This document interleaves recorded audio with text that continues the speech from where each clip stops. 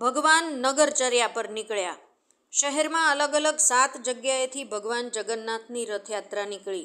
શહેરમાં આજે અલગ અલગ 7 જગ્યાએથી ભગવાન જગન્નાથની રથયાત્રા નીકળી રહી છે।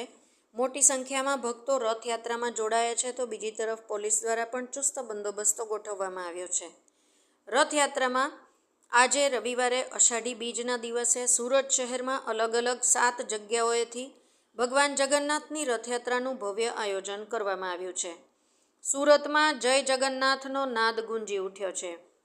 મિની બજારથી રથયાત્રાનું આયોજન કરવામાં આવ્યું।